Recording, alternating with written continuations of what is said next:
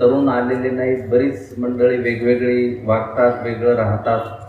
पण आजच्या तारखेला आज या ठिकाणाहून मी सांगतो की जोपर्यंत या देशात शेतकरी एकत्र येणार नाही तोपर्यंत त्याला न्याय मिळेल असं मला वाटत नाही.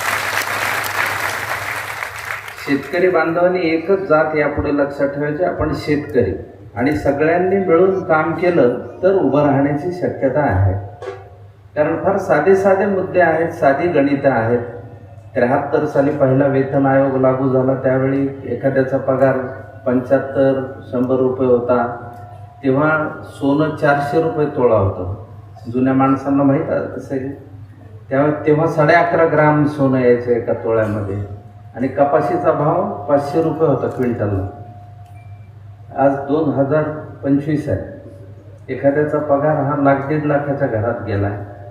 सोन्याचा भाव 1,00,000-1.5 लाखाच्या घरात चालला आहे. कपाशीचा भाव 3,000, 4,000, 5,000 याच्यातच अडकलेला आहे.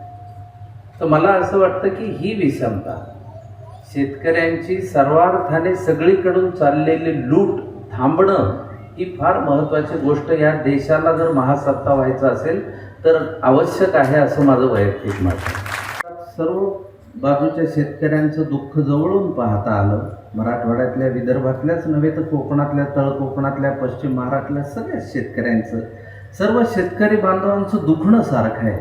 फक्त ते वेगवेगळ्या हेडिंगखाली काम करतात एवढंच आहे. कुणी कपाशीचं हे करतं, कुणी सोयाबीनचं करतं, कुणी ऊसाचं करतं, कुणी द्राक्षाची शेती करतं, कुणी हापूस आंब्याची शेती करतं. पण सगळ्यात महत्त्वाचं समस्या सगळ्यांची एक आहे की त्याला, म्हणजे साधा मुद्दा मला असा वाटतो की एका लोखंडाच्या सळीपासून त्याचे खिळे बनवणारा जो माणूस असतो तो त्याची किंमत ठरवतो. त्याला विचारलं तू काय करतो, तो म्हणतो मी बिझनेसमन आहे. मग एका दाण्याच्या धान्यापासून हजारो दाणे बनवणारा शेतकरी आज बिझनेसमन का नाही, हा मला पडलेला प्रश्न आहे. म्हणून कलावंतगिरी करता करता आपण याही बाजूला मदत केली पाहिजे असं माणूस म्हणून जेव्हा जाणवलं, त्यावेळी अंशतः मला नाम फाउंडेशनचा एक सदस्य होता आलं याचा आनंद, आणि 10 वर्ष या कामात देता आले ह्याचाही मला मनापासून आनंद आहे. आता isakal.com आहे देशातील नंबर 1 ची मराठी न्यूज वेबसाईट. प्रत्येक अपडेटसाठी isakal.com ला नक्की भेट द्या. तुम्हाला सगळ्यांना सांगतो, जे हुंडा घेतील ते नामर्द असं माझं वैयक्तिक मत आहे. कारण ती बायको लक्ष्मी म्हणून घरात आणायची, तिने आपल्या लेकरांना जन्म द्यायचा, तिने त्यांच्यावर संस्कार करायचे. मग ती घरात येताना भीक माग्यासारखे पैसे कशाला मागायचे तिच्या बापाकडे? काय गरज आहे त्याची? उद्या जर स्त्री टिकली नाही तर समाज कसा टिकेल? आपल्या देशाचं नाव काय? आपल्या देशाचं नाव काय? भारत. आणि आपण काय म्हणतो? भारत माता की जय. कशामुळे? भारत हा पुल्लिंगी शब्द आहे, पण आपण भारत माता म्हणतो. त्याचं कारण असं की आधी शक्तीचं महत्त्व आपल्या सगळ्यांना कळलेलं आहे, आपल्या जुन्या माणसांना कळलेलं आहे, म्हणून त्यांनी भारत माता म्हणलेलं आहे. आपण ज्ञानेश्वर माऊली म्हणतो. तर आपण लक्षात घ्या की ही जी माऊली आहे ती आज आपण जपली. शेतकरी आत्महत्या करतो पण त्याची माऊली नाही जात. ती लेकरं सांभाळत बसती, जिद्दीनं टिकून चिटकून. गिरिजा म्हणली ते काही खोटं नाही आहे, ती सगळा संसार चालवते. त्याच्यामुळे आपण हे लक्षात घेतलं पाहिजे की आपल्या माऊलीलाही आपण उभं केलं पाहिजे. आणि या सामूहिक विवाहासाठी तुम्ही आज इथे आवाहन केलं, सगळे जण येतील, त्याचा काहीच विषय नाही. त्यामुळे त्याबद्दल तुमचं प्रशांत भाऊ मनापासून मी अभिनंदन या मंचावरून करतो.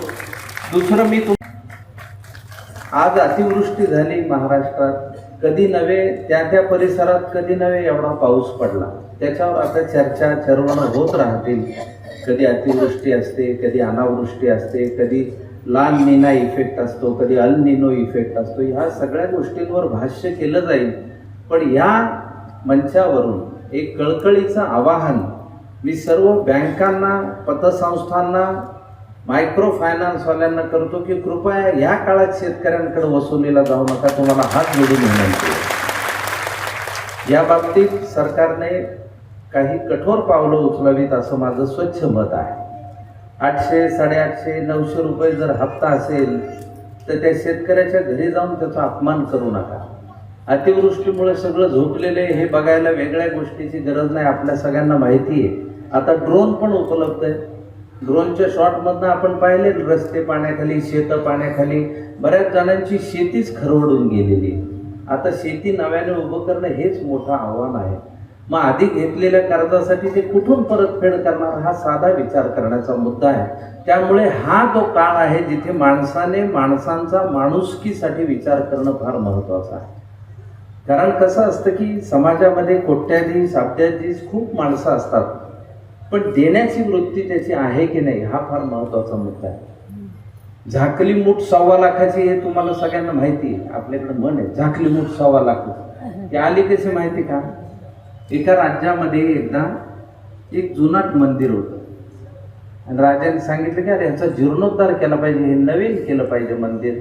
आणि त्या मंदिराच्या पुजाऱ्यावर राजाने जबाबदारी टाकली. म्हणले तू हे काम कर. तो म्हणला बरं महाराज. आता राजाने जबाबदारी टाकली म्हणल्यावर त्यांनी 6,000चं कर्ज काढलं आणि एकदम नवीन मंदिर करून टाकलं. रंग भिंग सगळं स्वच्छ एकदम.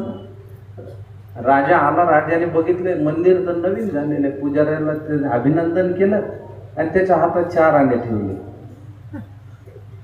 पुजारी हबकला, 4 आणे? म्हणलं 6,000चं कर्ज घेतलंय, आपल्याला वाटलं राजा असं काहीतरी देईल चांगलं. 4 आणे तो घट्ट मोठंच दाबून बसला.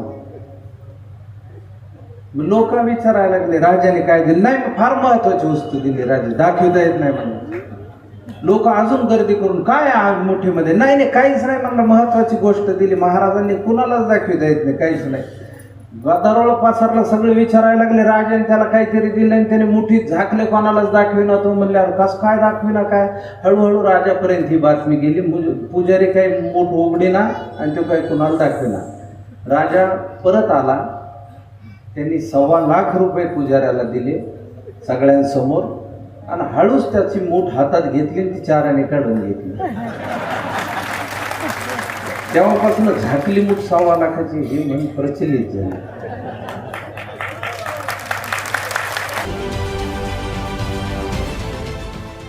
देश विदेशातील प्रत्येक घडामोडींचे लाईव्ह अपडेट मिळवण्यासाठी आता साम टीव्हीच्या सर्व सोशल मीडिया प्लॅटफॉर्मला लाईक, फॉलो आणि सबस्क्राईब करा. तसंच सर्व नोटिफिकेशनसाठी बेल आयकॉन प्रेस करायला विसरू नका.